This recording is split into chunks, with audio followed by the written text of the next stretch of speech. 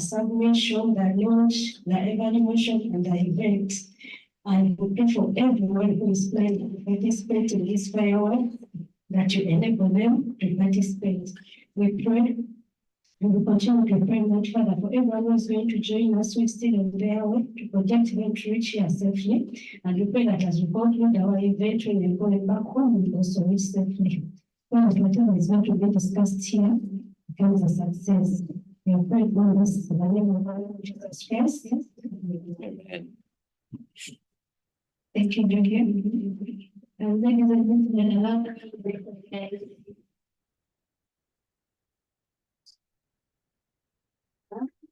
allow me to invite the people at the front. Speak without the microphone.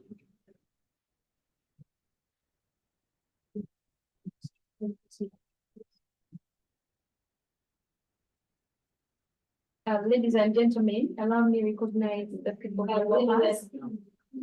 We have at the extreme right, we have CPA Charles Lutiba from ICPAU. We have Ms. Lynn Tukey from CMA, that's Capital Markets Authority. We have the chair, FiRe Committee, that's CPA Stephen Imeget. We have Mr. John Were from Uganda Securities Exchange. And ladies and gentlemen, these are partners of ICPA in organizing the financial reporting governance. We also have CPA Margaret Sando, she's from Vision Group. We welcome you all. Thank you for making time to be here with us.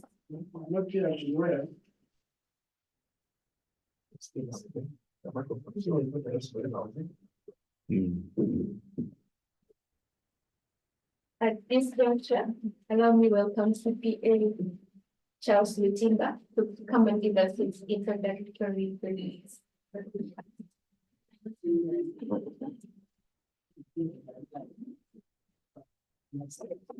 Just speak loudly. The microphone has reached. Okay, just speak loudly. We can hear you. Very good morning, ladies and gentlemen. Charles Lutimba is my name, as it has been mentioned. Director Standards and Regulation with the Institute of Certified Public Accountants of Uganda.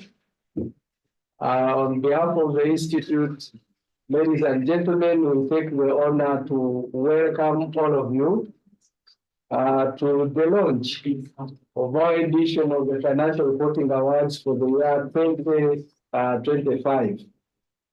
Those of you who have been moving with us, the time we started the FiRe Awards, remember in 2011, it was a humble start, it was a humble beginning, a concept that was started, but nobody knew where it would lead us to.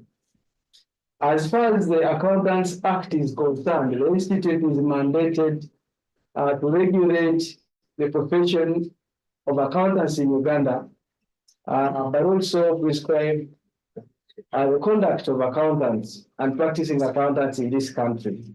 So as a way of supporting the profession in Uganda, we came up with the concept of financial reporting.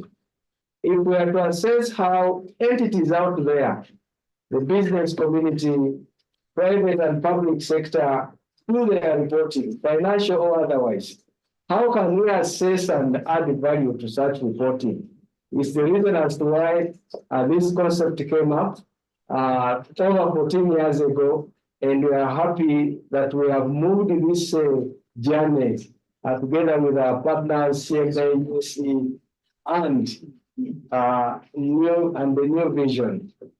Ladies and gentlemen, our launch today will unveil the themes. When you look at the theme, I don't want to mention it, but the chair will say it out. The theme has an aspect of sustainability, but also uncertain times.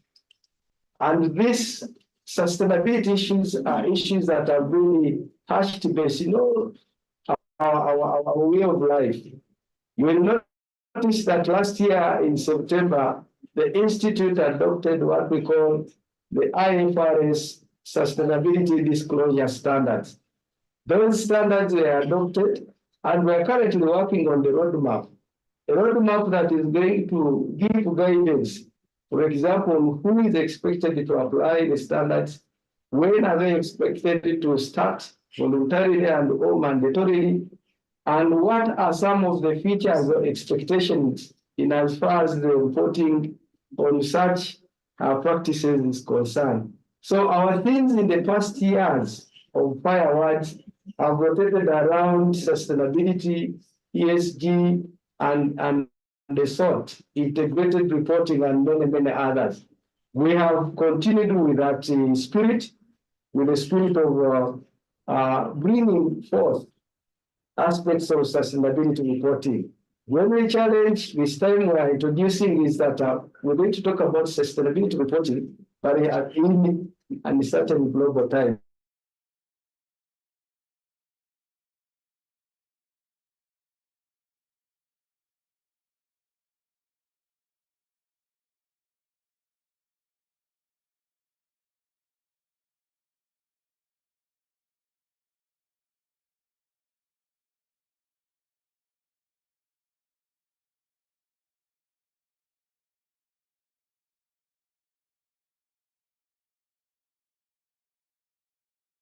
But also investor desires and a couple of more of such pushes. The uncertain times that we are alluding to in our theme speak to the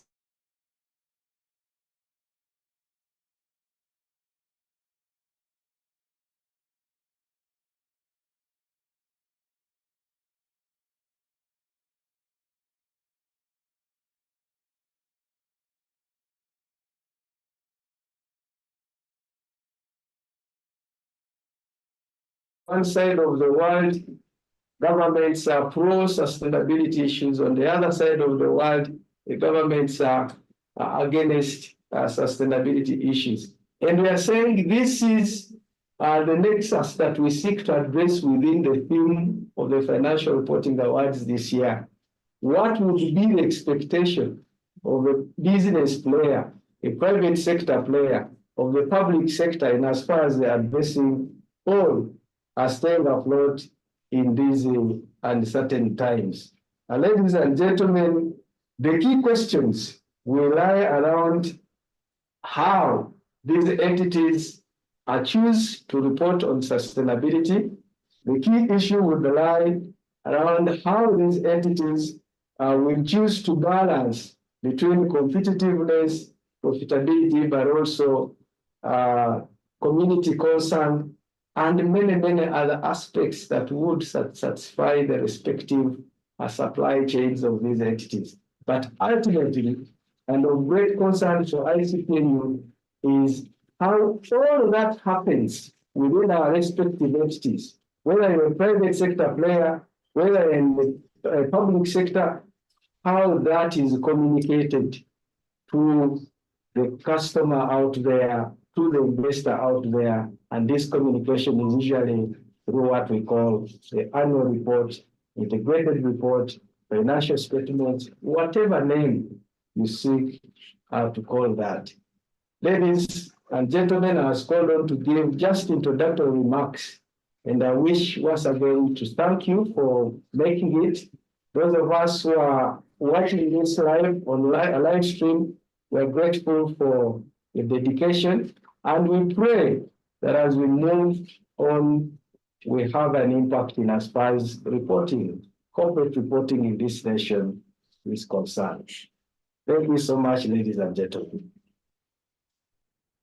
Thank you, CPA Charles, for letting us know why we're here today. Ladies and gentlemen, I am certain we now know why we are here.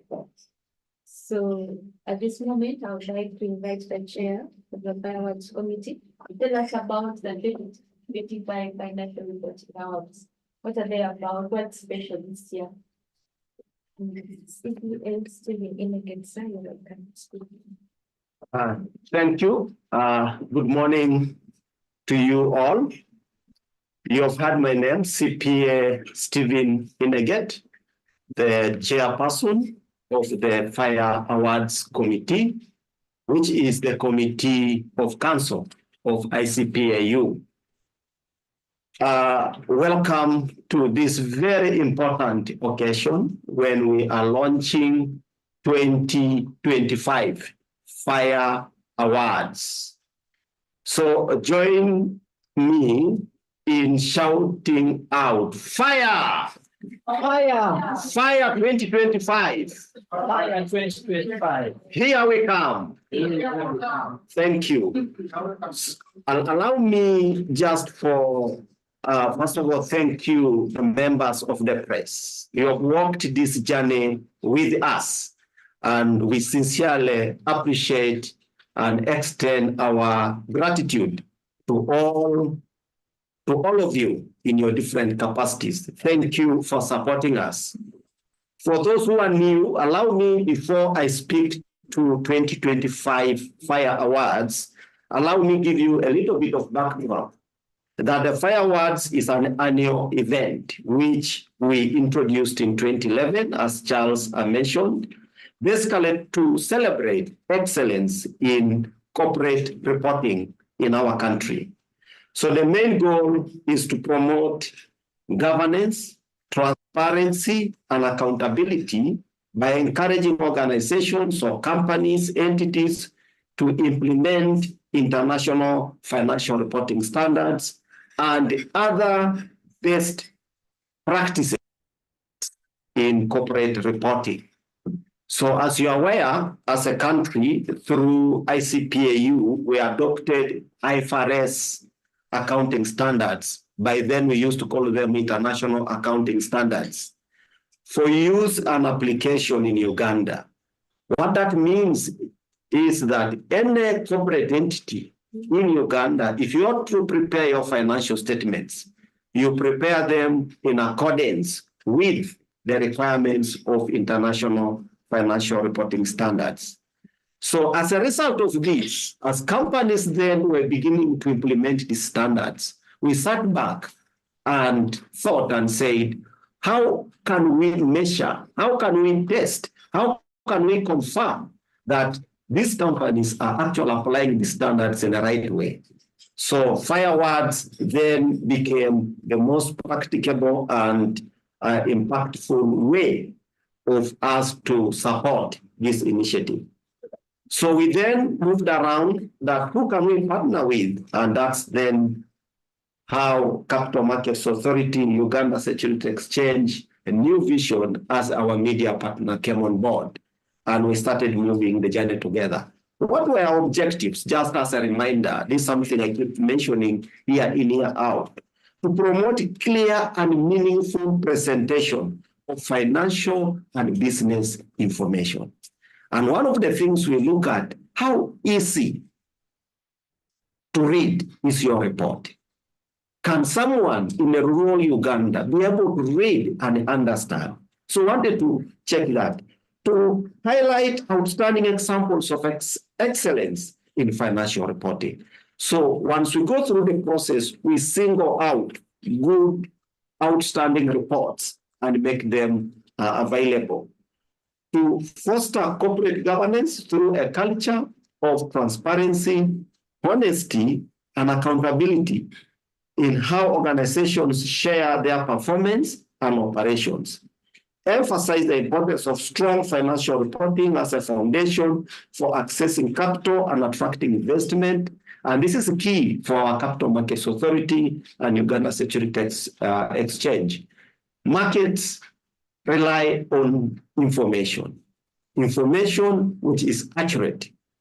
And that's why then, through this process, we are enhancing that and allow companies to come to source cheaper capital through the Security Exchange, to inspire small and medium-sized companies to adopt sound financial reporting practices as a pathway to their growth and with the possibility of becoming public through listing, to create public awareness of valid and objective performance measures and promote better understanding of results achieved.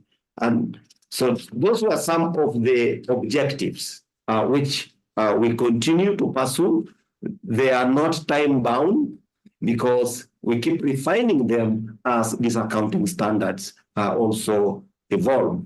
So 2025 FiRe Awards theme, Charles in his opening remarks alluded that 2025 Financial Reporting Awards will be held under the theme Sustainability Practices and Reporting in Uncertain Global Times. Sustainability Practices and Reporting in Uncertain Global Times. The key word is sustainability practices. What is sustainability to you as a layperson?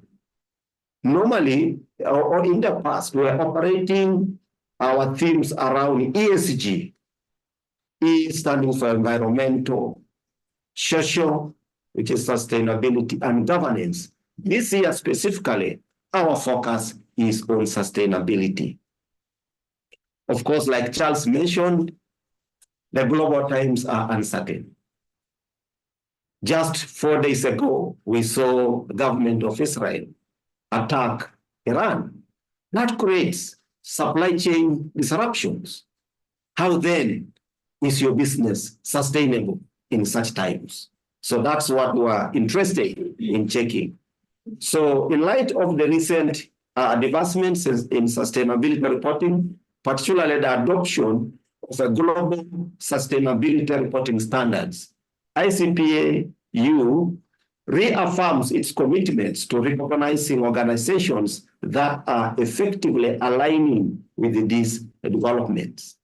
So the IFRS sustainability reporting standards, that is IFRS S1, which speaks to sustainability, and S2, which speaks to climate, are a global baseline on sustainability disclosures.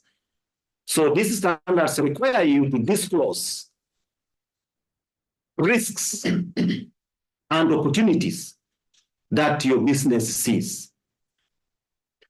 So as the demand for sustainability information continues to expand, there is a pressing public interest need to ensure that such information is included in the annual reports, and its trustworthiness and comparability, and therefore capable of being subject to assurance. What that means is when you publish this information, it goes through a screening process of validation such that then members of the public can rely. So these standards have come into effect globally, 1st January 2025. And now for Uganda, the law and within that standard allows ICPAU to pronounce when these standards will be adopted, and already consultation papers have been done and a roadmap issued by ICPAU. And it is a staged kind of, a phased kind of implementation. So this year, the awards aim to provide a platform for entities to showcase the steps they have made in embedding sustainability into their operations and reporting practices. Special focus will be placed on how these efforts are being maintained amidst these global uncertainties and how closely they reflect the principles outlined in the newly issued standards. So, what will the evaluators be looking for? One, they want to see that the report provides a balanced and reasonable picture of the organization's economic, environmental, and social performance. Facilitate, how does a report facilitate comparability, benchmarking, and assessment of performance? And how does it address issues of concern to stakeholders where all of us are involved? The categories of awards this year, we will have, of course, number one, awards of excellence. These distinguished awards are presented to the top performing entities in each of the broad categories. There will be an award for excellence in financial reporting, an award for excellence in corporate governance. You remember the analogy that a fish rots from where? Begins to rot from the head, isn't it? So how are you governing the entity? How are you governing your supply chains? So that's very important. Then in sustainability is the other word. And finally, award of excellence in presentation and communication. I spoke to that. So the following special awards are also presented to reflect the overall performance. That's the most improved report. Again, we look at over years and we see which entity has made a significant improvement. So we recognize that best listed entity. Again, this is to encourage many more entities to list. And then the integrated report of the year. This is the best of the best reports. And it's in 3 categories: gold, as it is known, that's the number 1, silver, number 2, and then bronze, number 3. How would one participate in these awards? They are open to all entities which prepare annual reports, not just annual financial statements, annual reports. It's more than the audited financial statements. So this would be ordinarily public sector entities. These are the government entities, local government, the statutory bodies, commissions, agencies, and all of that. The other category would be not-for-profit organizations, commonly known as NGOs, and any other in that category. And then, of course, you have the private sector entities. These are the normal corporates that you have, together with SMEs. So these are your normal financial services institutions, banks, insurance, SACCOs, bureaus, all of those. Customer and industry, these are retail, construction, manufacturing, all education, health, regulatory bodies, associations. Take it that any corporate entity, corporate body is invited and is eligible to participate. How would you participate in these awards? Okay, like we said, it is free of charge. You don't need to enroll, you don't need to pay. All you are required to do is to submit your most recent annual report. Okay, that's all we need. Submit your most recent annual report. So it contains basically your full audited financial statements, together with all the other reports, your governance report, report of directors, your MD's report, your director's report, statement of responsibilities, sustainability, activities you're doing to society, anything you do that you normally publish for wider benefit of the community or stakeholders. All of that forms what we call integrated report. So these reports, the entries, when are we beginning to receive these entries? What we're saying is 1st June 2025, this month we are in, our doors opened to the general public in terms of the entities to start submitting. And this will run all the way up to 30th September 2025. So our doors are open now, beginning 1st June, all the way to 30th September 2025. As you're aware, as a country, we're moving digital, and in the near future, you'll not be having these hard copy reports. But for now, we receive both. If you choose to submit hard copy, please bring 3 copies, photocopy them and send to ICPAU offices.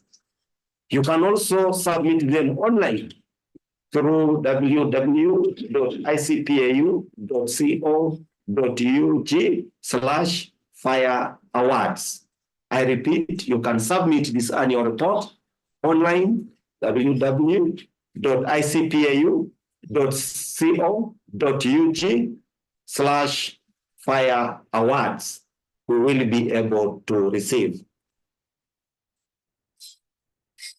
What did you benefit from participating?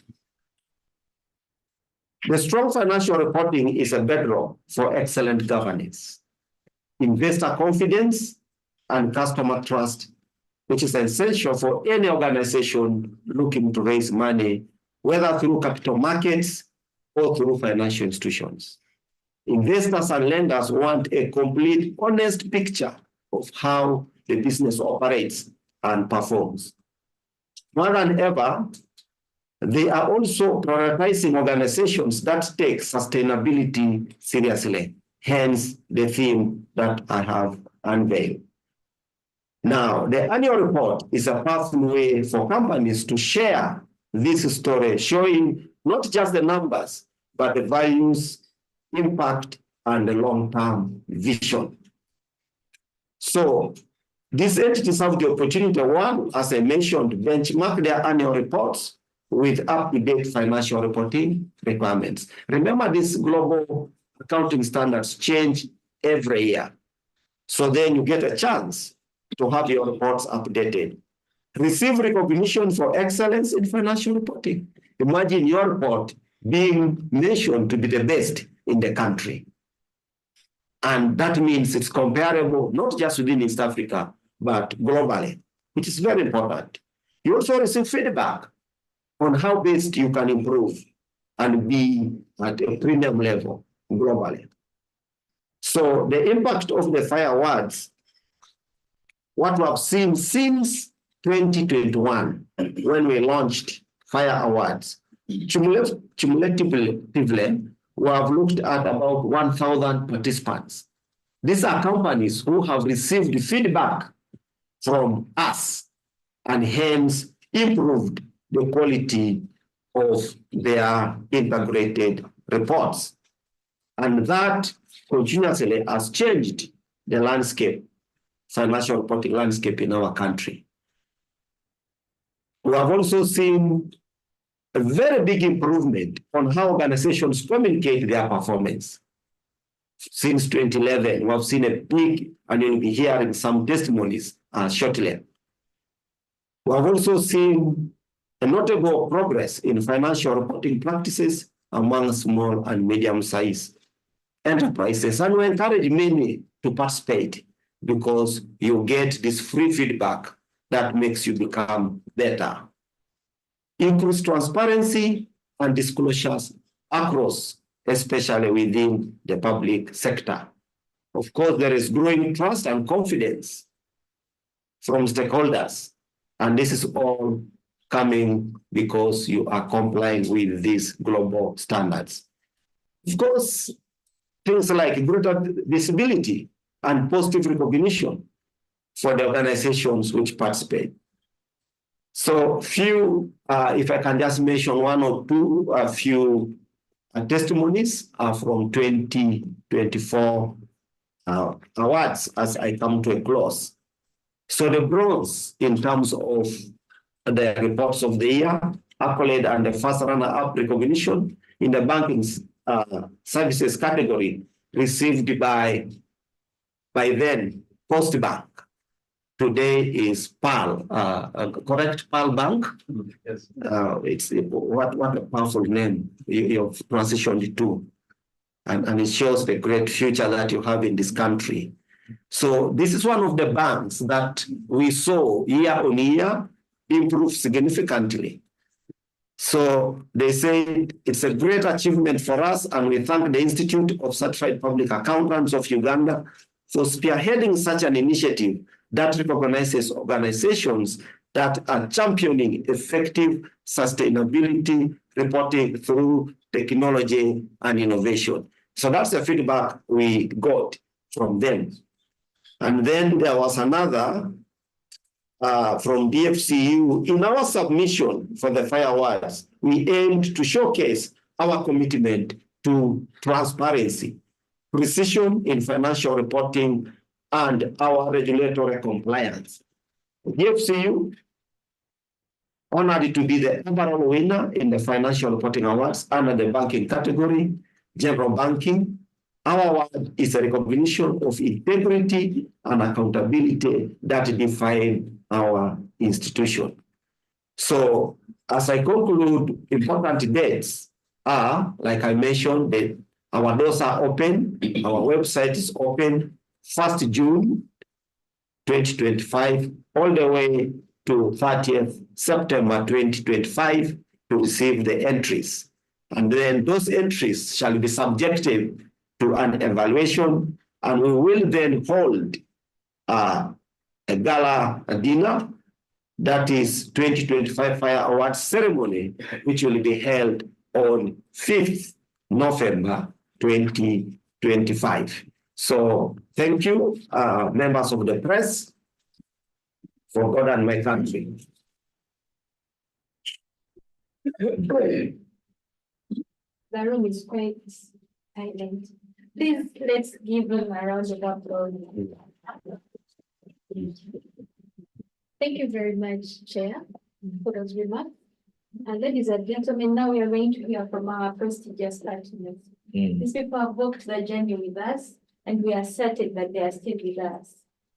At this moment, I would like to invite Ms. Lindsay Kelly from FiRe to give us guidance.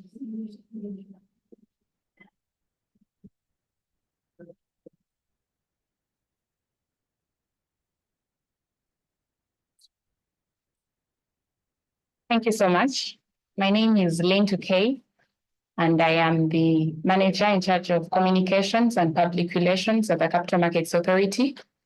The Capital Markets Authority was set up by an act of parliament in 1996 to regulate and develop the capital market space. As earlier mentioned, Capital Markets Authority has been very proud to year on, year out to participate in the Financial Reporting Awards. At the CMA, we believe that the FiRe Awards provide immense significance, especially for businesses looking to raise capital. There are so many ways in which businesses in Uganda that are looking for capital can get different avenues in the capital market space. And we're talking not just the Uganda Securities Exchange that is joining us today, where we have shares or listing your company, but also talking about private equity, venture capital, and all these can actually be a way for your business to be able to raise capital. Now, there is so much that has been said, especially in terms of financial reporting. But one thing we must understand is that the bedrock of any successful capital raising venture is actually financial reporting. When you look at the whole ecosystem, the people that are investing in these companies, for example, if you're issuing out financial products like a corporate bond, that is where you, the company, are asking the public, to lend you money to be able to sustain your businesses, whether you're trying to expand operations or just develop your staff, you name it. What we're trying to say is without financial reporting, a potential investor cannot be able to evaluate and be confident that they are investing in a reputable company. So the bedrock of successful capital raising is FiRe reporting, as we have been said to say it, FiRe. FiRe. Yes, and potential investors do rely on those financial statements, which is why we support this initiative of just trying to encourage Ugandan businesses to follow best practices when they are doing their financial reporting. Now, the currency of capital markets is confidence. Confidence within the system, but also confidence with the way the financial reporting is being handled.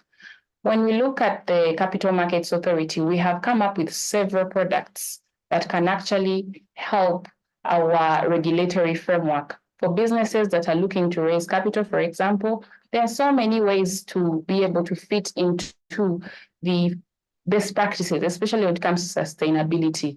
We have talked of I don't know if you have heard of what we call green bonds. Green bonds, this is potential issuers looking at how to sustain the economy using frameworks that can be able to enable long-term financing. So you're thinking, how are you going to empower the communities that you serve? How are you going to empower the employees with which you serve using sustainability practices? So at CMA, there are so many infrastructure bonds that, infrastructure frameworks that we have set up, especially when it comes to the regulatory arm. There are green bonds that we're working on in terms of the regulatory framework.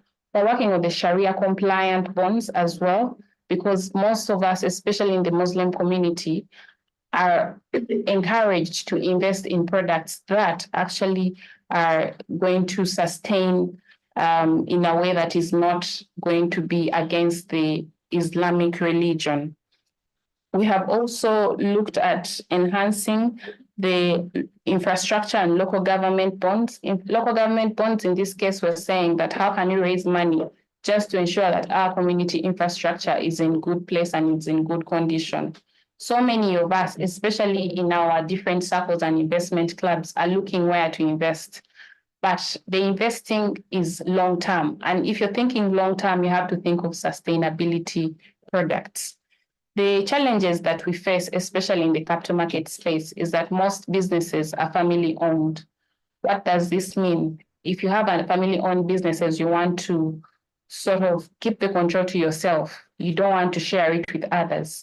But this is actually a big challenge if you're looking to finance long-term. You need to be able to open up to other players so that you're able to raise long-term non-bank financing that we provide, especially when it comes to the private equity and the venture capital space.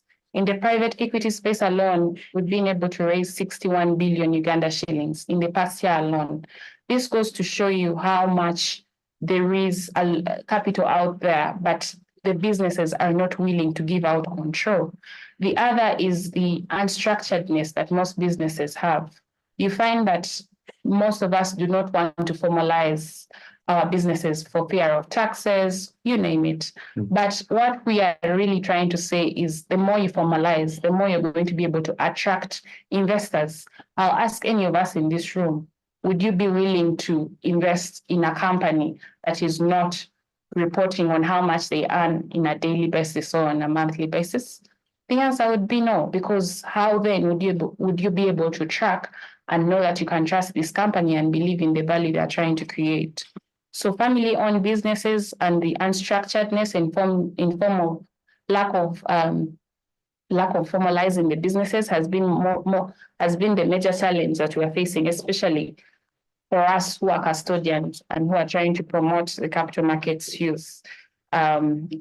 If you're to look at the 10-fold growth strategy that the government of Uganda has launched, that is from growing the economy from 50 billion to 500 billion US dollars, that's $500 billion. We're trying to say, how are we going to tap in some of the different arms of businesses, sectors of businesses? And we're looking at the agriculture sector. We're looking at the tourism sector. We're looking at the manufacturing sector, and then science and technology. These hold immense potential, especially when it comes to employing many Ugandans out there, but also raising good capital. But without financial reporting that is at the highest level of standard, it's going to be very hard for us to get the non-bank long-term financing that we're looking for in the capital markets. Of course, we also have to look at the value proposition. Most of us, even in our reporting, fail to clearly articulate the value that we give in terms of long-term sustainability, and which is what is the theme for this year. The value that you create should not stop at short-term gain. It should look at the long-term, which is something that you're supposed to report effectively and as well be able to be strategic in the way you report on it. It cannot be emphasized enough, the value that you create, especially for the community we live in. As CPS even has talked about, we live in volatile environments, and it's a global world. What affects one country can actually affect others. It can create a ripple effect. So as we are reporting, we need to pay attention to the communities we live in, because this is a world that we are building for those that are yet to come. And so how are you incorporating that while reporting on your finances, but also the larger societal gain, so that we can all know that you're looking out for the environment and not just for yourself, the business. With this being said, I would like us to go to the actual programs that are available these days in the capital market space. The Capital Markets Authority has the deal flow facility, which was set up by the financial sector depending Uganda and the European Union to train businesses, to match make businesses. There is one also by USE, I'm sure my colleague will talk about it, and that's the GEMS program and other different programs. But here what we're trying to say is, if you're a business that are trying to improve, this is one of the ways, FiRe reporting, but we also have a program where you can come on board and we train you on what it means to be a compliant business, especially when it comes to sustainability, but also good financial reporting. These programs are available for us as Ugandans, but most of us are not taking them up. Please, let's help each other as businesses trying to raise capital. We have seen other developed countries doing this, and they have sustained their economies just through capital markets. And capital markets is not really complicated. We're just trying to say, how can you sell and buy financial products? And financial products are things that you have heard of, government bonds. And that's usually the government that is borrowing from its citizens, from the public, to be able to finance some of these projects that are needed for the country's development. You have what we call the corporate bonds. Now, the corporate bonds is the company is trying to say, hey, I am in need of some money to expand. Can you, the public, help, and I'll be able to give you a return once I have been able to get this money and get the operations running. And the corporate bonds, we have seen Ugandan businesses issue them, and they have succeeded. MTN has. We have seen Kakira and many others. So most of us are just not doing our best because of the information. Again, I think there's a bit of an information gap, which is why we're here. And at the Capital Markets Authority, we're very committed to investor education. So if you're a business out there and you need some guidance on capital raising and how you can do it, please reach out to us at Capital Markets Authority on our email, and you can also visit our website on www.cmauganda.co.ug, and we shall be able to help you into one of the programs. Thank you very much.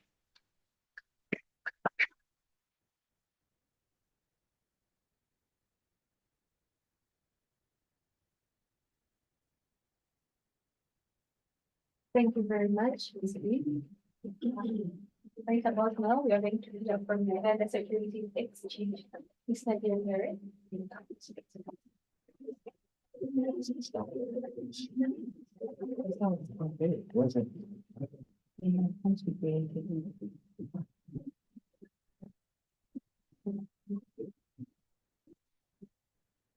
Thank you so much. Good morning, ladies and gentlemen. My name is John Were, Senior Relationship Officer at Uganda Securities Exchange. Just in the interest of those who might not know, Uganda Securities Exchange is the principal stock exchange of Uganda, which is actually licensed, regulated by the Capital Markets Authority of Uganda. So basically, in short, it's a place where people meet. It's a place where seekers of capital and then those who have the capital meet. Basically, on one side, it could be a company like many of you who have participated or plan to participate in the FiRe Awards, or it could even be a government, just like I've seen our government here in terms of issuing bonds, and that we have supported so very much. So basically, in simple terms, it's an owino, but in this time, not the owino for clothes and chicken, but an owino for financial instruments, like bonds and shares where they are sold. Nothing much complicated, except that those of us who sit beside the financial space, sometimes we complicate these things for the layman, which makes it hard when you communicate the unknown message in the unknown language to our side. So I hope I've communicated in our everyday language. Then two, I bring you greetings from the CEO, Mr. Paul Wiso, who is unable to be here because of the other engagements which had earlier on been planned. But away from that, as the exchange, we are very much excited to be part of the FiRe Awards, and that's why I've been part of it from the beginning. And I can communicate and confirm this on behalf of the exchange, that we are still very happy and very committed to be part of the FiRe Awards as long as the initiative still exists. Chair, I hope this initiative will last for, I should say, eternity. Yep. As long as it lives, the exchange is happy to be part of it. Thank you. Thank you, sir. Then the other one is we have seen an improvement in terms of listing, even among our own listed companies. Part of this was being the initiative of the FiRe Awards, because if you look at over the years, a number of listed companies have been participating within the FiRe Awards, and the feedback they keep getting from these awards has been very helpful in terms of improving the reports that they churn out every other year. So we just want to say thank you to the organizers of the FiRe Awards initiative. Then, of course, the other bit is, which we have again noted, when you look at financial reporting, it's not something that comes very easy. And when it comes to participating in the FiRe Awards, one might have some fear, allowing a third party to have a look at their financial statements. But for us in the capital market space, it's about disclosures. If you're going to raise capital from Uganda Securities Exchange, from the capital market, from the public, I would liken it to being in a glass house. You must be willing to be transparent. You must be willing to exercise a good amount of disclosures, not just your financials, but even the other details. So we have seen SMEs, we have seen the other companies participating in this beyond just city companies, which to us is a good place to begin. So that eventually when they come to mobilize capital from the public through USE, they are already used transparency and disclosures. So that is quite a good place to begin and to make our work very easy. Then on the side of investors, we have noted that today investors, especially institutional investors, they are looking beyond profitability. They are looking at sustainability. As much your business might be raising billions or even billions in terms of profit, but in the case the investor suspects that it's not sustainable, it doesn't make sense for him to invest money in a company which is going to collapse tomorrow. So today it's beyond just the audited financial statements to even the other reports. In fact, I want to confirm that today we have noted that investors are looking at the financial statements last. As long as profitability matters, they are looking at sustainability first. What's your ESG in terms of practices? What's your body composition? What's your carbon emission levels? All those factors. What's your impact on the environment? So at the end of it all, they don't want to be part of a story which harms the world around us by them financing it over, by them putting their capital into it. So such a thing is very timely for us as the exchange and very timely for companies in Uganda looking at sourcing capital, whether through traditional financing models or through the capital markets arrangement where USE plays a bigger role. Then the other bit I wanted to basically hint on is when it comes to what US is doing on the inside as part of sustainability. For us as the exchange, we're looking just beyond sustainability of USE as the exchange, sustainability of the issuers, in this case, listed companies, to even looking at sustainability as a nation.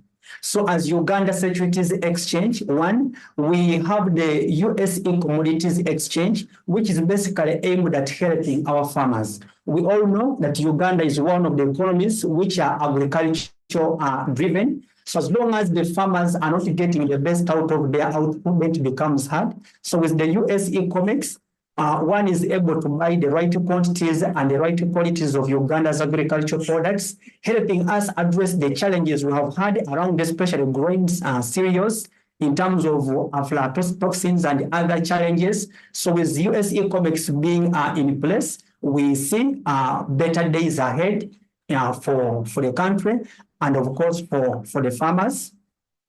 So in terms of sustainability, again, we have gone further to create the USE Academy, and USE Academy is doing great work. Many of our listed companies and even unlisted companies have been trained on matters of ESG integration, ESG disclosures, matters of sustainability, matters of investment management, matters of financing that they need to take, they need to know, and the changes they need to make on their companies if they must benefit from these financing models. So it's something that really appeal to institutions outside there to take seriously. Reach out to us. We are happy to reach out to you to tailor programs, or you can even consider plugging into those which are already running throughout the year. The other bit that we need to, we thought we need to speak about today in the interest of the general public and of course the forces state here with us. Just like my colleague from CMO noted, Uganda is a family-owned business. Okay, Uganda is a Forbes economy. It's a family-owned business-driven economy where they contribute at about 70% towards the GDP if you look at family-owned businesses. But if at the exchange, we have seen a challenge that many times, every time you talk about family-owned businesses, there's the fear of loss of control. But look at this. You can raise the capital through the exchange, even by listing just 20%. I'm not talking about 80% of your company. I'm talking about 20% of your company.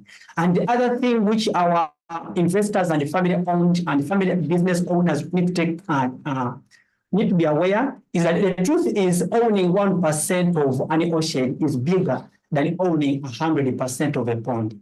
Many of the big business that you want to, you like in yourself too, and you're trying to follow in their footprints, the likes of, I want to mention names, especially global companies under the 500. You realize many of them, the owners, you know, the Bill Gates, the what have you, the Zuckerberg, not only 100% of those businesses, but however, they are still the majority shareholders. So as an economy, if we are tapped into the patient capital, the cheaper capital, which is in the capital market space, the business founders and owners must appreciate the fact that running solo might not cut it in terms of building the bigger story, the bigger legacy, which you want to outlive you and pass it to generations, which will come, just like I've seen global family businesses growing.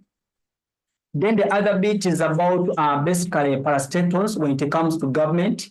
When it comes to sustainability, we have seen a huge interest in terms of regional investors participating in Uganda's bonds in terms of investment.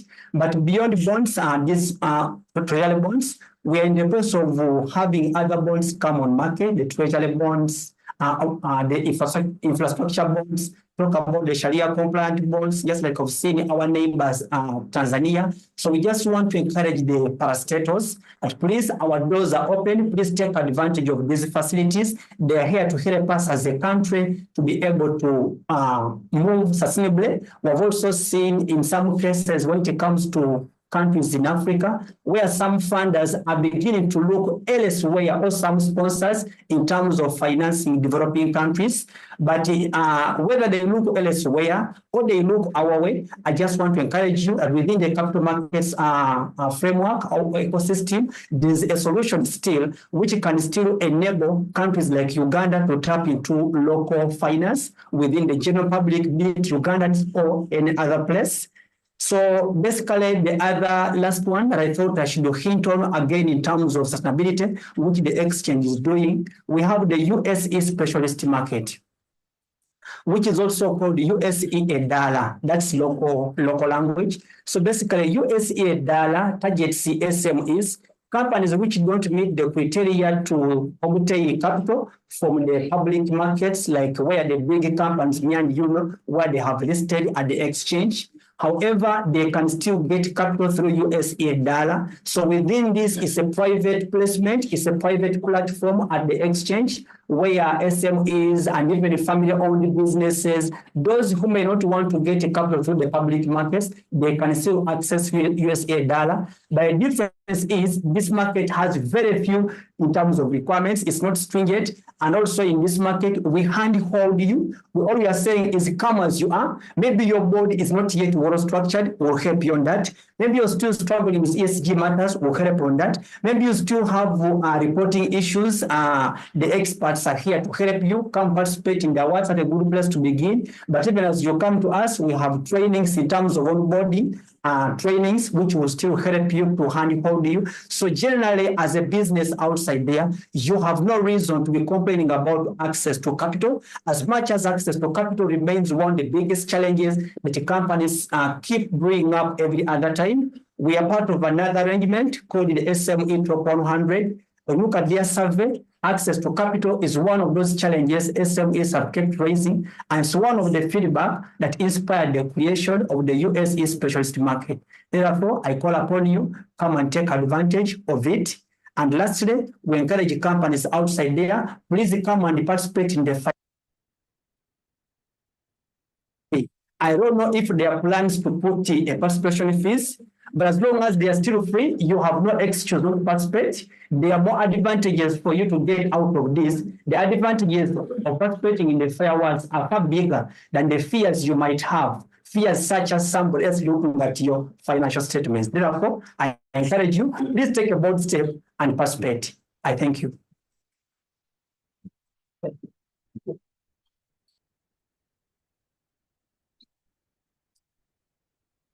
Thank you very much for that message.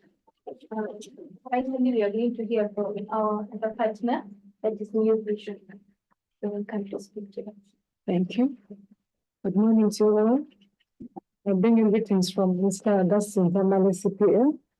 I'm from New Vision. And this is our 15th year to participate and sponsor to partner with ISPAL in the FiRe Awards. We are really delighted and we thank you for the opportunity. The intention of FiRe Awards is to see an improvement in the presentation of the financial statements.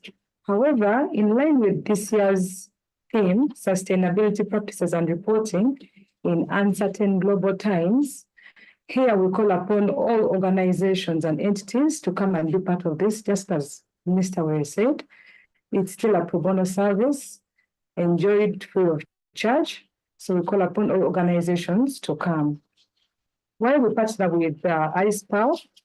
This is because we intend to help the organization, to help the public be informed of the presentation, be informed of the performance of the entities, how they are performing, so that organizations can make informed decisions on which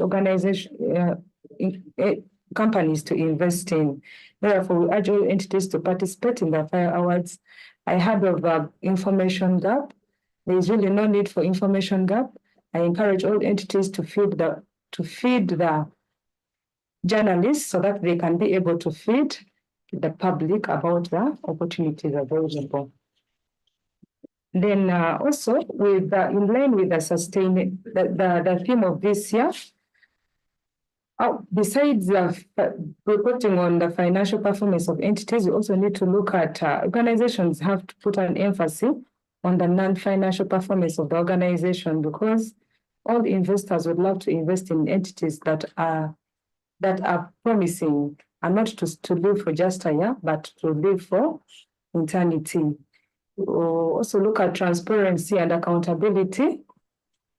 New Vision is there to ensure that entities, we partner to ensure that entities are in position to publish their reports with us so that the public can be informed, and this encourages transparency and accountability to the investors.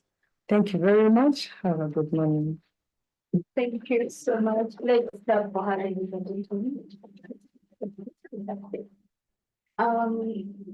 In the financial reporting award, the entities participate. Some of them are here with us today. We are so honored to have them, and we would like to hear from them. What do they have to say about the financial reporting awards? What are they attesting? At this moment, allow me to invite a representative from Post Bank, which is now Power Bank, Mr. Peter Senyangi, to tell us what they benefited from the financial reporting awards, their experience, and whether they are ready to be part of this year as well. You're welcome to speak to them. How do you want to do it? Sit up, you can stand the same. Stand here? Yes. Okay, great.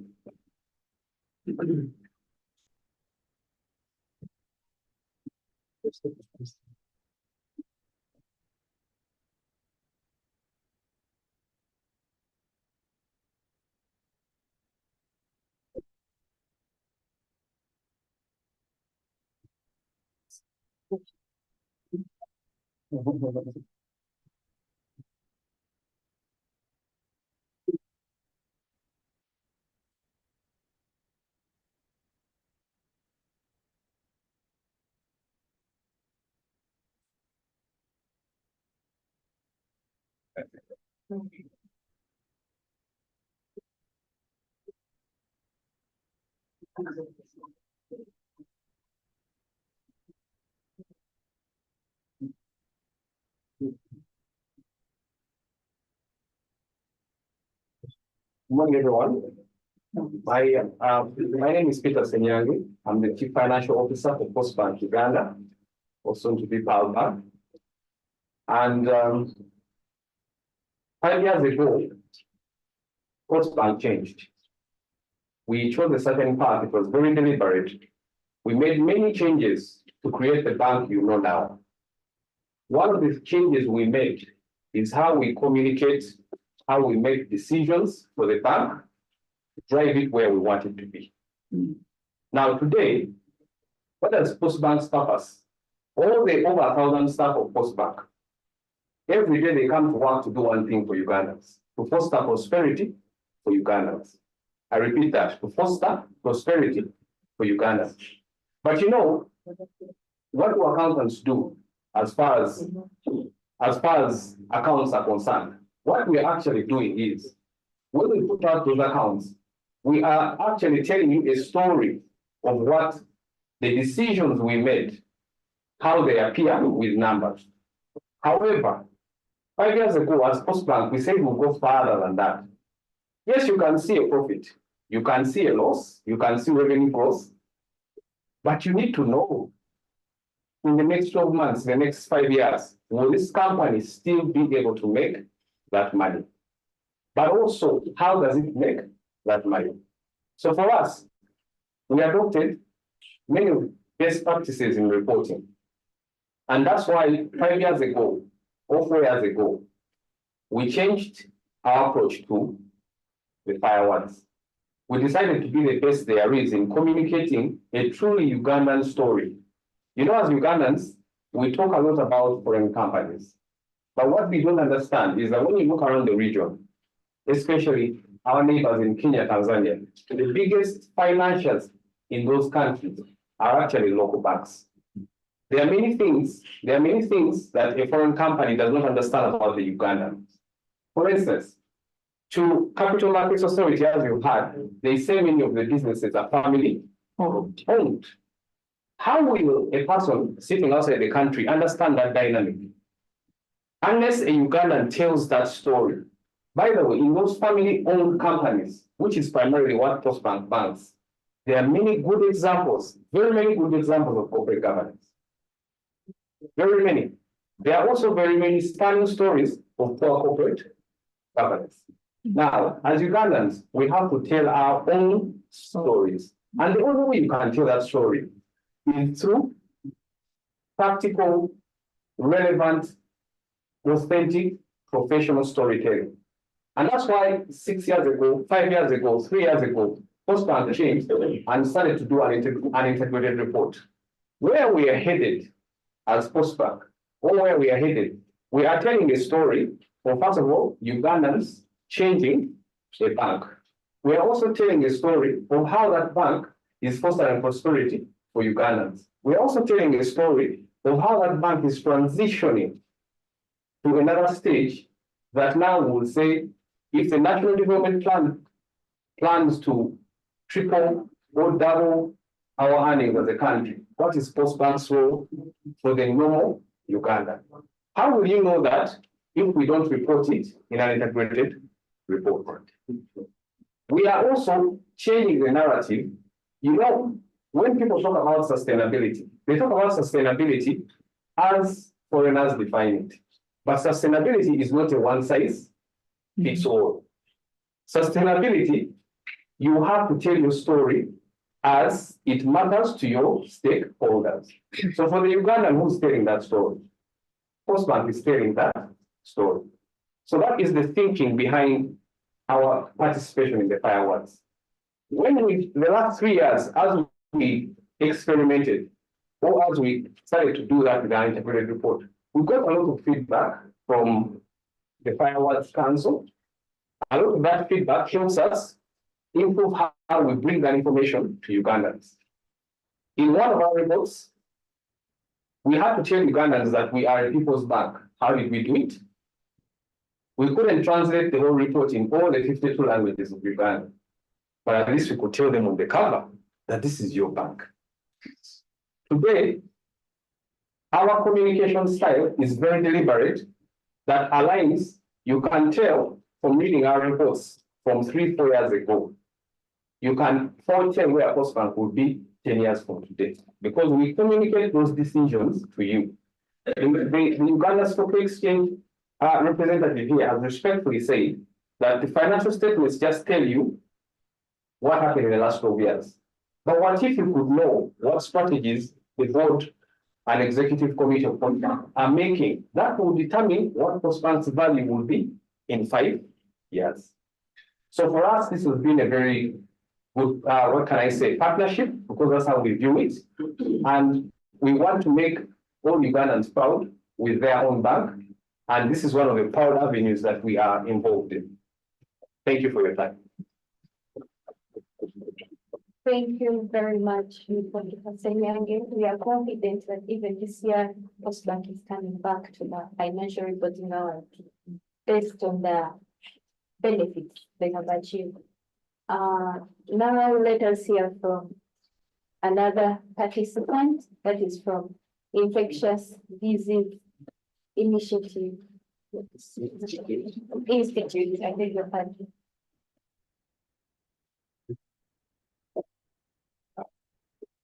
Good morning, ladies and gentlemen. Good morning. My name is Emmanuel Ahura from the Infectious Diseases Institute.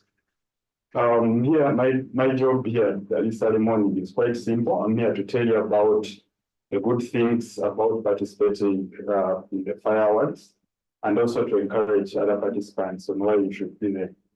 Infectious Diseases Institute, we are in the field of protecting Ugandans against infectious diseases, Ugandans and Africa at large.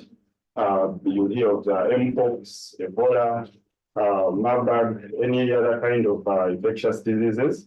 We are here to protect Ugandans against that and the rest of Africa.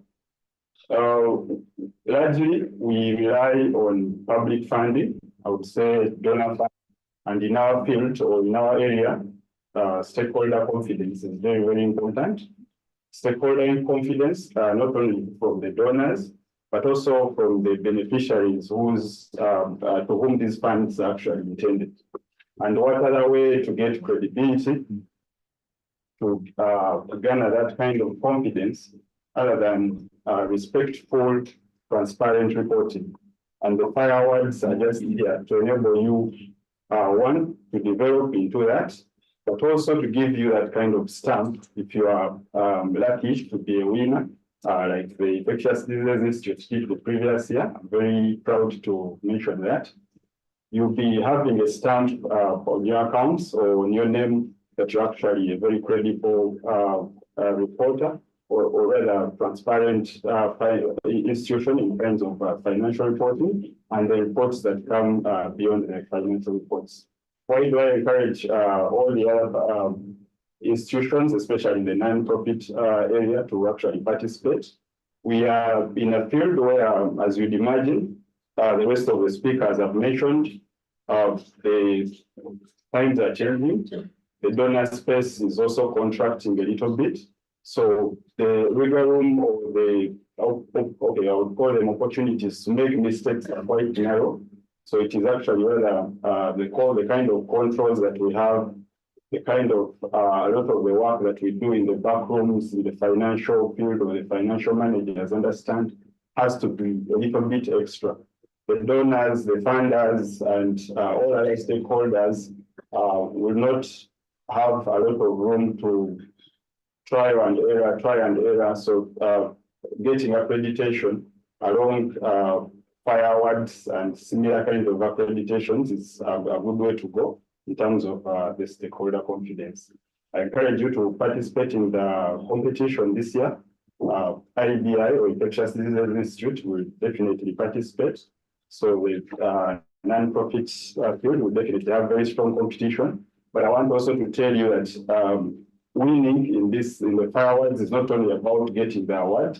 Once you actually participate, you're already a winner. You're getting a lot of very professional advice from seasoned professionals in terms of what you need to actually improve. There's a lot of the exercise is quite rigorous.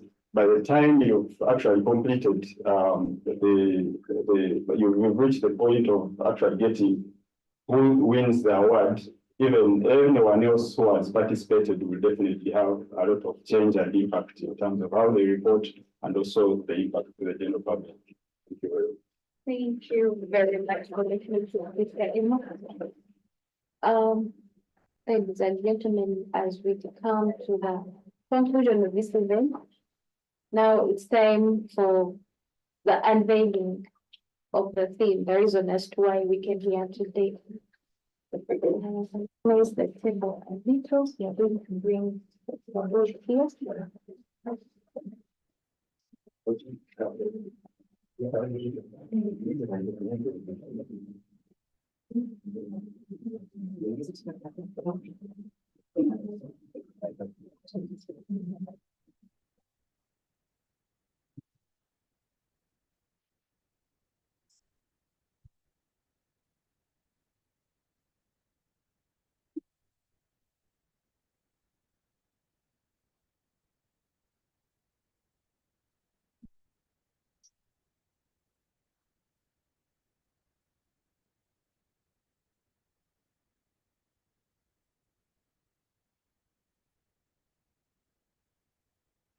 So that's how I chair together with the partners unveiling this year's financial reporting awards theme.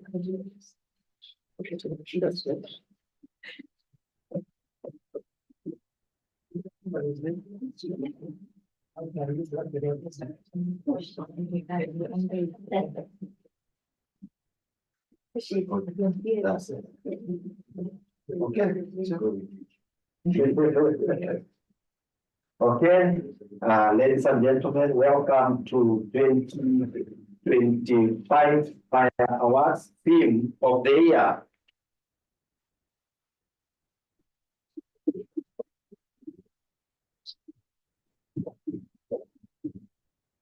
Thank you. Okay. Sustainability practices and reporting in uncertain global times.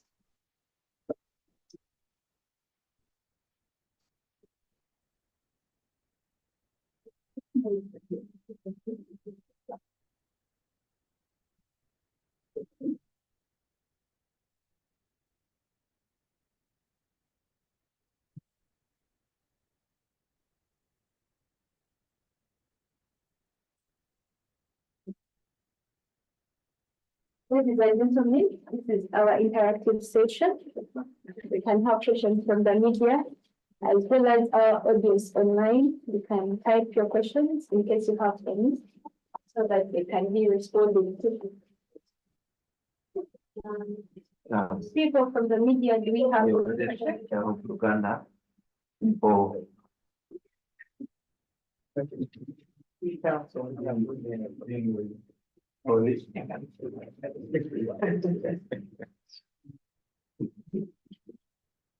Any questions?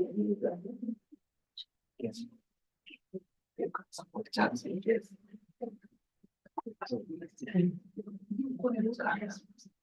can try.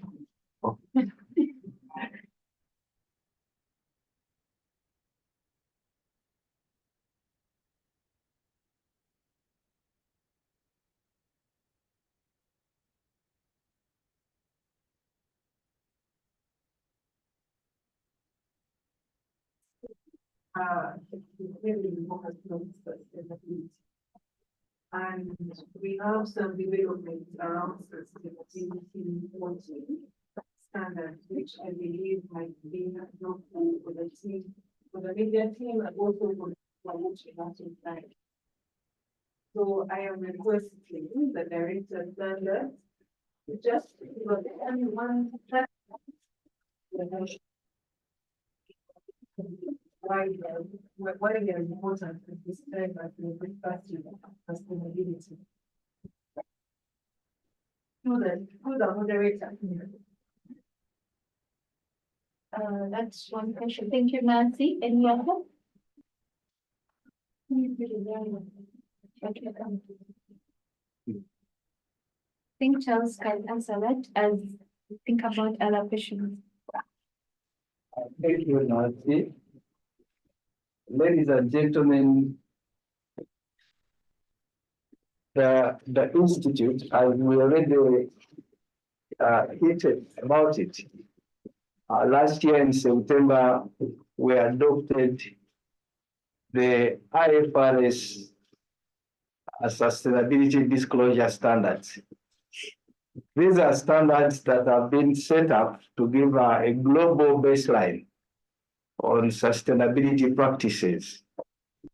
But incidentally, you will note that even before these standards came into play, for those of you who have been participating in the FiRe Awards, you've noticed that our evaluation has been incorporating sustainability practices, reporting on sustainability practices within our evaluation criteria.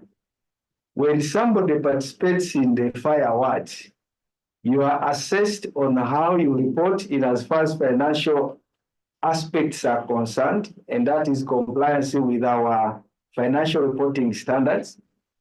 You are assessed on how you report on sustainability aspects, on how you report on your governance as an entity, but also on communication aspect. And the communication aspect is really looked at from that stakeholder who may not be largely interested in the technical bits, but probably will be persuaded by just looking at how you design your report, how you pay allegiance to your known colors, logos, and what have you. So we have been doing the assessment based on that criteria.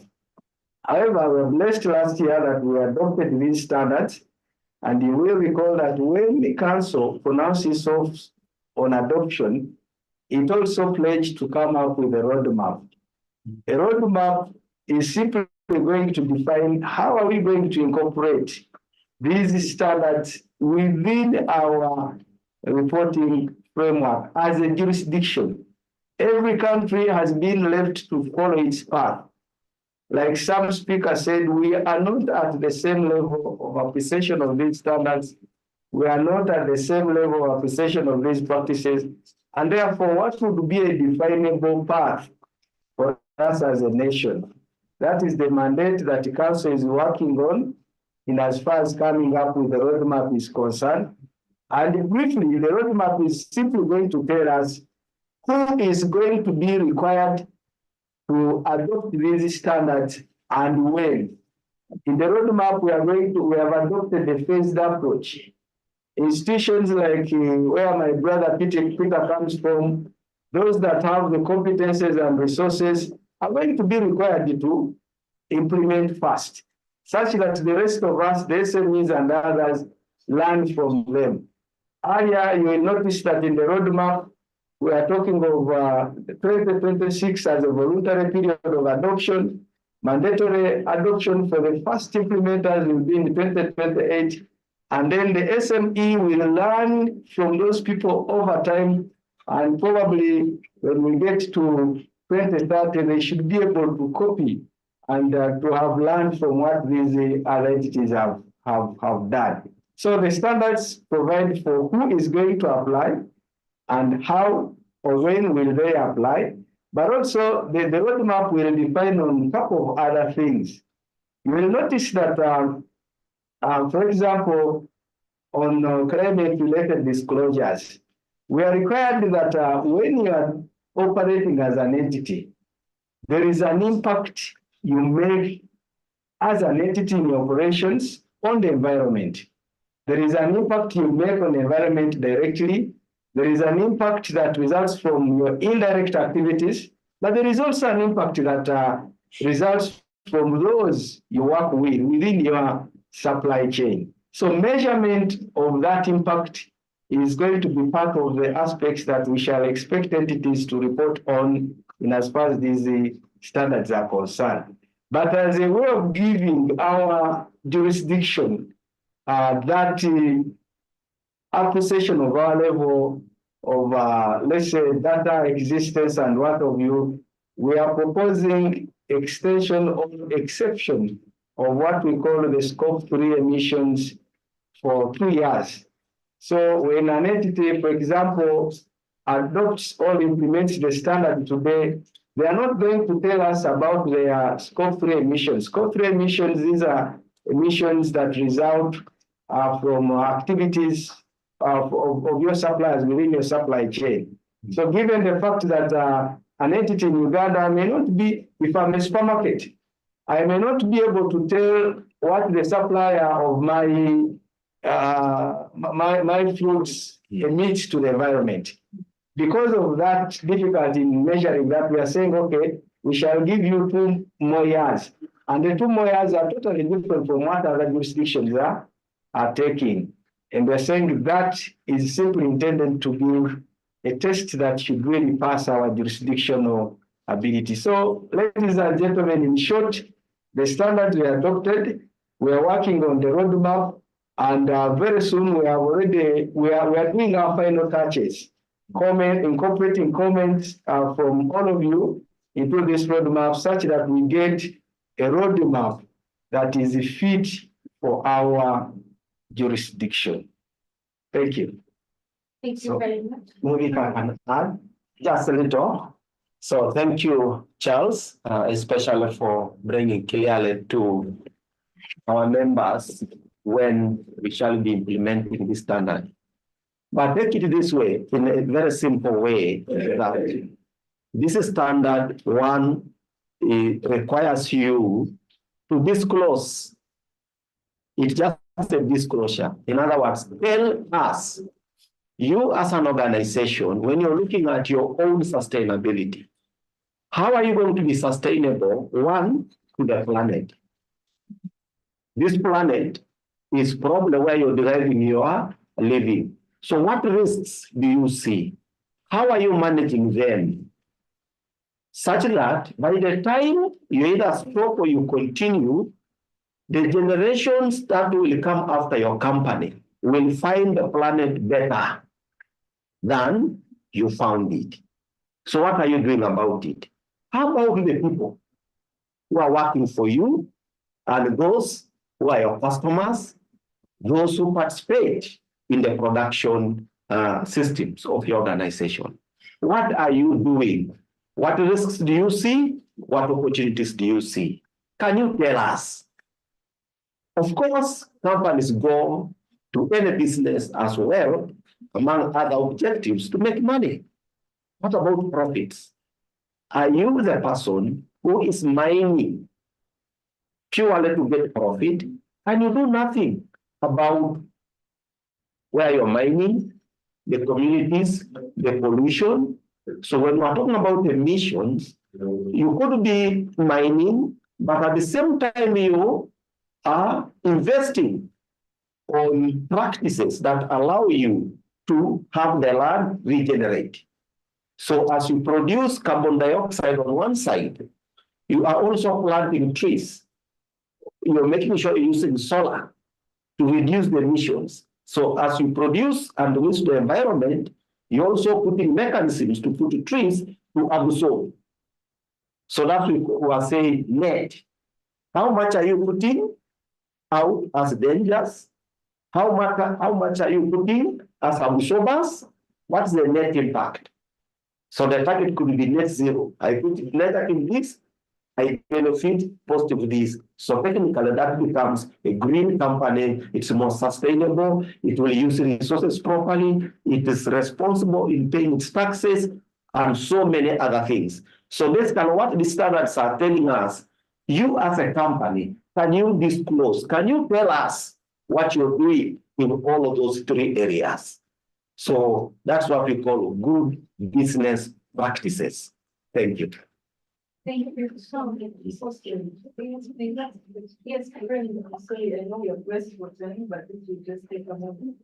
So I know that there's so many investment things out there, but we need to be able to invest responsibly as we think about sustainability. So my question was to Lean from the capital market security. Lean, could you just very briefly tell us about investment funds and how we can avoid this? Thank you. Thank you, Nancy. Thank you, Nancy. And that's a very good question on the investment scams because we've seen a lot of investment scams cropping out in every shape, sometimes different sizes. You just never know what is going to attack you on the following day. But I think that's a very important question because most of us, especially even those in this room, when you ask them about investing in capital markets, they're probably going to say they don't have money. But when the first investment scam comes like this, they are going to be the very ones who are going to invest in that because they are being promised returns of 40% a month. And that is how you lose your hard-earned money. So as the Capital Markets Authority was saying, please invest in only approved and licensed market intermediaries, especially when it comes to investing in the capital markets. There are so many companies out there, and this is also a call to action because if you're a company out there, instead of scamming people, why not come through the right channels? And it's very easy to formalize your business. Most of these companies could actually have very good business ideas, but the only problem is they have not formalized their structures and they have not grasped the whole importance of good financial reporting, good financial corporate governance, which is actually going to help them with good public relations, good storytelling, and at the end of it come out a winner. That is, you're getting the customers you need, the investors you need, but in a very legal and practical way. So as investors, we always encourage us to invest only in licensed entities by the Capital Markets Authority. If a company comes up and they want you to invest in them, and the return is probably 40 or 20% as we have had before, please always check the regulatory status. And please do not, and I repeat again, we have seen people losing millions and billions of UGX in investment scams. Do not invest your hard-earned money in a company unless you are sure it's licensed by the Capital Markets Authority. Thank you. Thank you so much. I think we have a question. Let's take that and then. Thank you. My name is Solomon of the Bar. Charles, I heard you say that these international reporting standards change. I just need clarification on that. If we change, how do we then reconcile sustainability in reporting? Then the other one goes to Stephen. We talked about feedback participant. What kind of this feedback that actually results in better performance of the organization? Right. Thank you, Susan. I think briefly on the change in standards, it would be a very technical question, but I can say standards change depending on the changing environments within which they operate. A standard comes up today when in Uganda, for example, we can let the use of, say, Uveras as a packaging tool. Tomorrow, when the law changes and there was a standard that was guiding on to how say to report on such usage, you will need to change the standard. So we have seen this change within the financial reporting field, and we shall see it change in the sustainability reporting area, but the change is ideally motivated by the changing needs and conditions at the time. Thank you. Yeah. Thank you, Solomon. Allow me just to add a response to Nancy in terms of scam investments. Now, as an ordinary investment as a risk, the question is it a high risk? Risk meaning you are likely to lose your money. Now, basic guidance has that where you are putting your money, if there is someone who is monitoring, who is regulating, then there is somebody who has taken the responsibility of knowing who the investor is, his ability to sustain the business, his ability in the event it fails to pay you back. So a regulator is checking, and those people are required to be audited, file returns, etc. So if there is an opportunity with a high rate, it is too sweet to be true. Ask a question. Who is behind it? If it goes bad, where do I go? Can I see them? Can I touch them? Can they be sued in my country? If you cannot answer some of those questions, please don't invest. But most importantly, we have the authority. Reach out to them, then they will be able to guide you. Now, coming to the question of feedback, which results, thanks Solomon, to better performance. Allow me to use an example. We have had the testimony from Pearl Bank. I like to be futuristic. That's the name. It was to be approved. Pearl Bank, if we review their report, which we have done, I'm just giving an hypothetical example, and we tell them that the way you are communicating your strategy, you want to be a people bank. You want to foster growth, wealth creation. You want to see Ugandans become better. But the way you're communicating your strategy, it's good for people you want to deal with. But on one hand, you also need to communicate with people who can give you cheaper money so that you can lend to your people for them to create wealth. So can you change a little bit the way you communicate? So we will give them feedback on how their strategy needs to be written. Now, when they rewrite that strategy, and when the global financiers see it, they are able then to say, when they need more money, they are able to go to global financiers and say, give us 10 billion of US dollars, because we have customers who want to import, but give us at 6%. Then they will be able to only lend that to their customers at probably 10%. A normal commercial bank would lend it at 12%. So because of now the feedback the institute has given, has allowed an ordinary Ugandan to have this money at 10%, 2% cheaper than they would have got in a normal commercial rate. Why? Because they took this feedback positively, implemented it, they became more attractive to the global setting. Hence, their risk comes down. They are able to access cheap capital and then use that to on lend to you. On the other side as well, when I read the accounts, I get that they are a trusted party. Me, the local Ugandan, I'm able to open an account and start saving my money because I know they are here longer than me, the individual, is going to stay. So my money is safe, they will not go under. Again, that will then ensure good performance of the institution. That's, Solomon, briefly how I can summarize it. I hope I've responded to your question. Thank you so much. That was our last question. Thank you all for being here. We have a request from the Ugandan media team. They would like to interview later. Summarize. Not later. From Uganda, briefly, I can't wait. Yeah, it is our appointed Luganda speaker, so we'll be able to summarize. I was going to say good morning once again. You have individually. The person has went. Yes. Should we say it?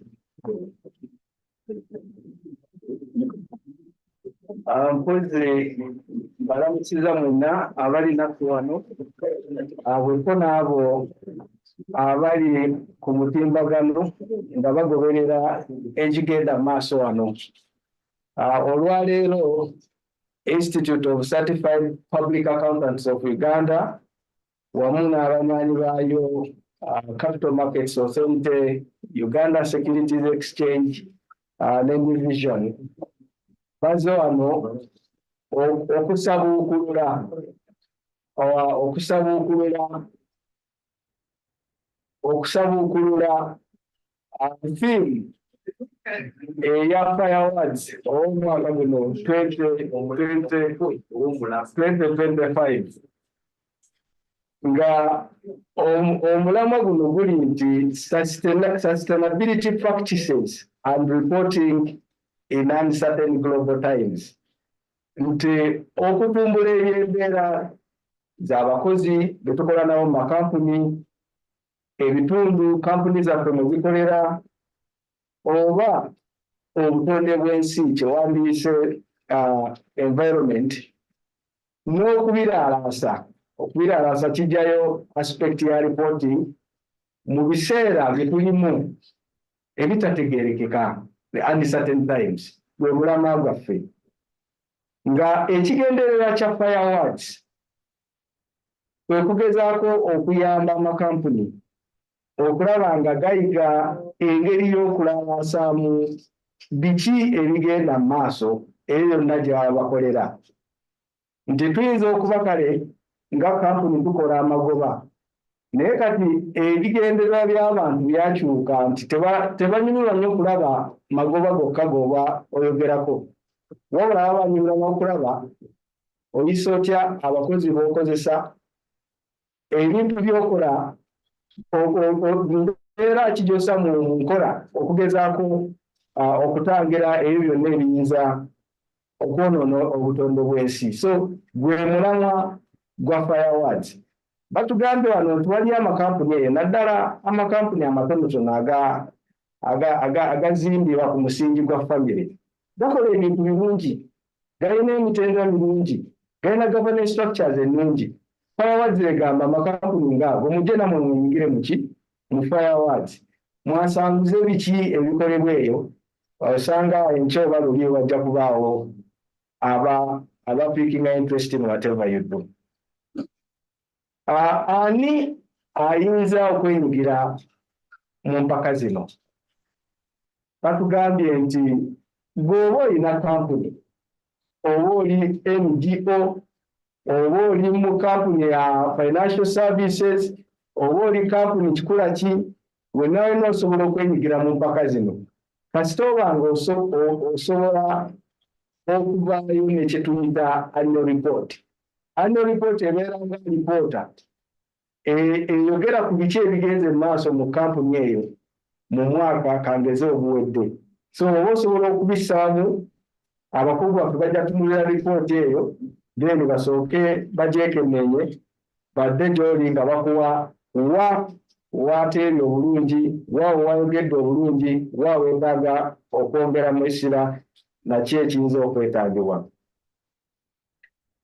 Oli eyeenyigira mu mpaka zino afunamu ki?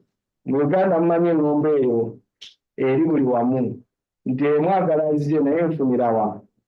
Yenna eyeenyigira mu mpaka zino tugambye ogenda kufuna alipoota, oli ng'atunuulidde ku kiwandiiko kyekyo ekikomekereza omwaka kangeze oguwedde, ojja kufuna alipoota egezaako okulaga engeri gy'oyinza okutumbulamu engeri gy'owandiikamu oba gy'oripootingamu, gy'olaamusamu ebintu ebyo byonna ebigenda mu maaso mu kampuni yo. Ate batukakasiza nti lipoota eyo ogenda gifuna nga tolina kyokoze eki ky'osasudde. Okwenyigira mu mpaka zino kwa bwereere. Ekyokubiri, abakugu mu byensimbi wano batugambye nti ebiseera ebisinga ba investor baagala nnyo okulaba biki ebigenda mu maaso mu makampuni, nti ebigendera bya investor bigenze bikyuka, ti newankubadde baali batunuulira ng'ensira babisa nnyo ku byamagoba, ebyo bino baagala ebisingawo ku magoba. Tulabye wano nga tuva mu COVID, kampuni nnyingi zaali ziwagamye nga zifunye obuzibu bw'ensimbi, zinoonya ziteekamu kaashi naye nga talabika. Tugamba weenyigira mu mpaka nga zino ojja kuvaayo ne alipoota gy'osobola okugabirira abo bonna abandyagadde okwenyigako mu bizinesi basobole okutumbula bizinesi yo. Ate era batugambye nti tetutya bizinesi n'ebeera ya famire, tekigasa kubanga bizinesi ya famire naye nga tekula.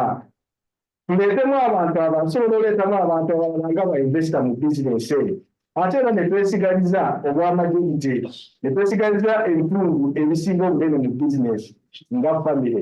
Ekisinga obukulu kubanga twongedde okufunayo abalala batuyambe okuddukanya oba okutussaamu omusaayi kampuni etambule. Naye ekyo kijja kusoboka nga wenyigidde mu mpaka nga zino, ng'abakugu batunuulidde alipoota yo ne bagisoma ne bakuwa feedback, n'olaba engeri gy'otumbulamu bulungi eyo. Ebya debts, what are the key debts? Debts ki enkulu mu mpaka zino? Twabagambye nti empaka zagguddewo dda okutandika nga lumu mu mwezi ogwa June Ssebaaseka okutuuka nga 3 mu mwezi ogwa Septemba oba Mutunda. So yenna ayagala okwenyigira mu mpaka zino, ddayo obuuza accountant wo, ddayo obuuze finance person wo, mugambe alipooti yaffe y'omwaka oguwedde eriwa, njagala gitwala ku ICPAU. Wamala ogikuwa lipoota eyo osobola ogireeta nga lipooti mu physical n'ogissa n'ogituleetera ku ofiisi yaffe tuli wano ku Bukoto Street, oba osobola ogissa ku mutimbagano gwaffe ogenda ku www.icpau.co.ug n'ogisindika. Ogisindika tujja gifuna, tujja kufuna obudde tugitunulemu tugambe nti wano weetaaga okulongoosebwamu. Tubaddewo wano n'abamu ku beetabye mu mpaka zino ne bajja okutuwa obujulizi ku biki bye bafunyeemu mu mpaka zino. Tubadde n'omuntu twakiikiridde Post Bank n'akiikiridde Infectious Disease Institute. Bano boogedde ku birungi ebiva mu kwenyigira mu mpaka zino. Era nkomekereza nga nsaba nga nkuba omulanga eri buli atulaba eri buli atuwuliriza okwenyigira mu mpaka za FiRe 2025, okwenyigira mu tugambye funa bufunyi annual report, funa bufunyi financial statements ezo ozireete tujja zeekenneenya tukuwe alipoota oluvannyuma. Mwebale nnyo, mwebalire ddala. Thank you so much, Charles, for holding this moment, ladies and gentlemen. We have been seated here for long, listening to a lot of highlights. You must be very fast. So we have a couple of tea.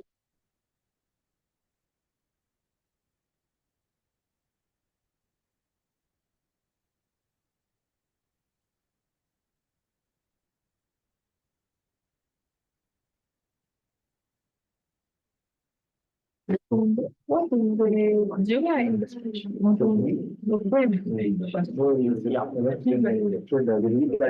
Hopefully,